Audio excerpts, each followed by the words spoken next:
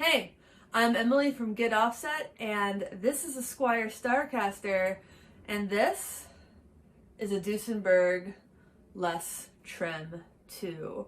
So Squier Starcasters, I think we all understand that they are hard stop tail pieces like a Gibson stop tail piece, which is cool. It's great for tuning stability, and I really generally am fine with a stop tail piece, but I really wanted a vibrato on this guitar, and Les Trem by Duesenberg is a drop-in solution for those who want a vibrato system on their stop tailpiece guitars with that have a Gibson sized stop tailpiece.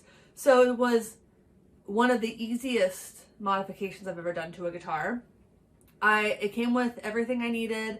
I think I just needed a screwdriver, and it came with an Allen wrench, which I lost, which sucks, and I need to tell you why it sucks and why I am frustrated with parts of this tremolo system.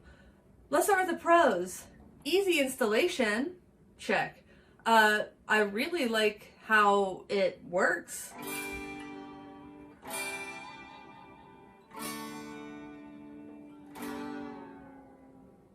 So you can get anything from that subtle warble to, you know, like absolute bonkers deep dives. And so yeah, I mean, that's most of what you care about. It also goes into a case pretty easily, sort of like how a Bigsby goes around that way. You just kind of drop it around that way, and it goes into your case without really any need for modification. It's also easy enough to take this out. You just need to put the Allen wrench, which I have over here, stick it in there, righty-tighty, lefty-loosey, arm comes in, arm goes out. You can't explain that. Let's talk about the negatives, and there are two negatives, and I need to explain why it took me so long to do this demo. I put this tremolo system in this guitar back in probably October or November. Played some gigs with it, was playing a gig on New Year's Eve, wiggled a little wiggle stick. It comes right out into my hand. And I had indeed tightened it right before the show. But you can see a little loose. That was maybe a quarter of a turn. And it is wobbly as hell. So playing it over the course of the night, it came out into my hand while I was playing, and I didn't really know what to do with it.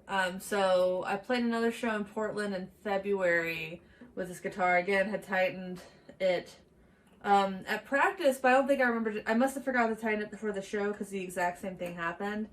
It came out into my hand while I was playing, and I haven't seen it since. I also haven't seen the original Allen wrench that it came with since.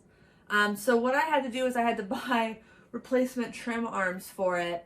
They're not super expensive to buy replacements, but it does suck to have to buy a replacement, and they ship from Europe, so the shipping is expensive.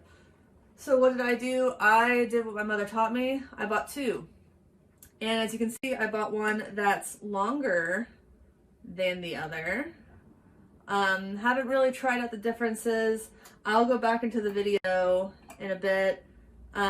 So when I'm playing, I'll kind of go start with one trim arm, and then I'll move to the other trim arm, and just to get some comparisons. The longer one is recommended for larger body guitars, which I consider this to be a larger body guitar, wouldn't you? So I'm excited to see how this changes the overall feel. It's definitely a look to have a long bar.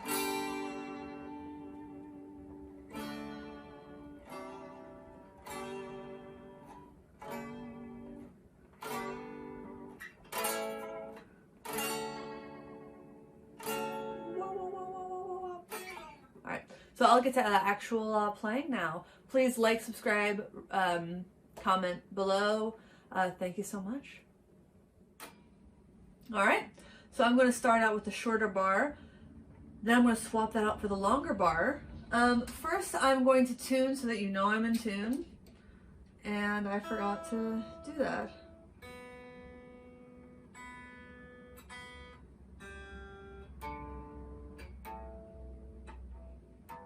Well, wasn't that a waste of a little bit of time?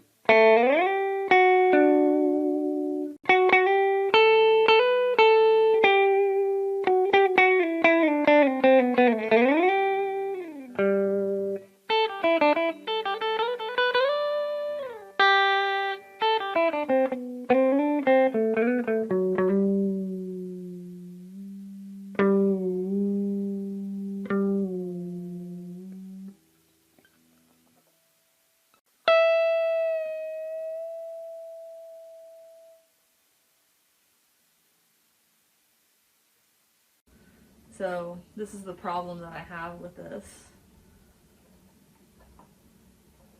And it's like it's not easily coming out, but it's... Yeah. No, this is obnoxious as hell. Let's try the long bar and see how that sounds different, and we'll see how this guy stayed in tune with the Duesenberg Les Trem. Right. Beautiful. And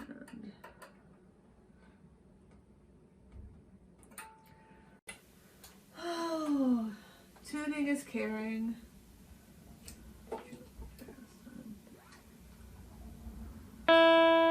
E in tune, B in tune, G in tune, D in tune, A in tune. Oh, it's still in tune, like perfectly. That's cool. Alright. Remember, the longer one was supposed to be better for longer bodied guitars, and I would consider this a longer body guitar.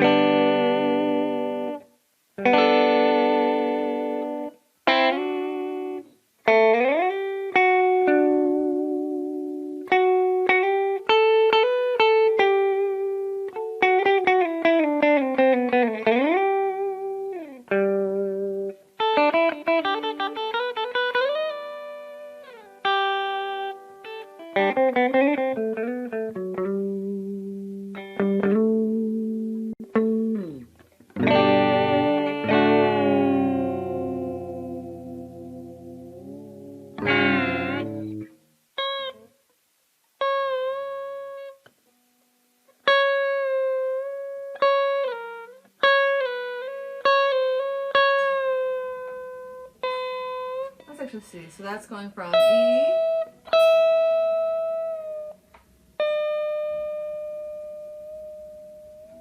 So that only goes down about a half step.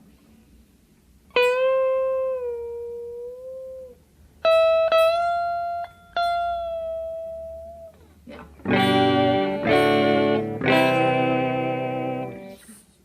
It's fun. I think vibrato bars are fun, and I like them. The E is flat, E is flat, G is flat, D is flat, A is flat, E is flat. They're all the same amount of flat, so relatively everything went out tuned together. So the shorter bars seem to stay in tune a little bit better. I don't know if that has anything to do with anything, but it's something I've noticed. Yeah, so you saw with the short bar, it just kind of popped right out. Really annoying. Hate it when it happens live. Even if the bar comes out, you can just kind of, you can still get a little bit of movement the way you would with an older Gibson trapezoid style tailpiece, which is what these things are based on kind of anyway, is my understanding of them. It's a drop-in solution. I didn't have to drill any holes. I didn't have to do anything that would affect the integrity of the resale value of this guitar. Just keep the old bridge, put it back on. If somebody doesn't like this guy, like, totally fine. Who cares? Great. Pretty affordable. I think you can get them on... They're hard to find in America because it's a European company, but I do know Eastwood Guitars sells one on their website, and that's where I got this first one, and then I had to get the replacement bars from the Duesenberg website, which wasn't that expensive, but, you know, when you've already dropped money into something and then you lose a part of it, that sucks. It's not fun, and it makes you sad. So, yeah, just those are things to keep in mind if you feel confident that you can keep track of all the pieces. And my thing is, like, yes, this goes into a case, the smaller one at least will go into a case or a gig bag if you just flip it around like that. Probably best practice to keep the Allen wrench handy, take it out after every show and put it back in before every show. At least, so then at least you're getting some fresh tightening on it. I must not, and you have to really make sure you do get it tight. I must not have tightened it enough clearly if it was coming out right after I put it in. I think, oh God, I heard it too, don't worry. If you're laughing, you're not the only 12-year-old boy in the room. Humor-wise, oh my God. So I prefer the shorter arm. I think it gets the jangle that I prefer from a bar. Just a little boing. Yeah, I should stop talking soon. This is fine. Not my favorite thing in the world.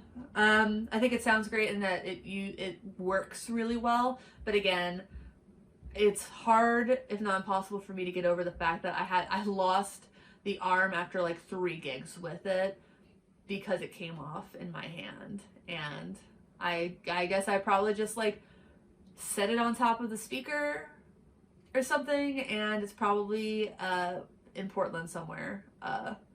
So that's, you know, my bad. I have no one to blame but myself and a little bit of German engineering, apparently. Again, I'm Emily. This is Get Offset. Goodbye.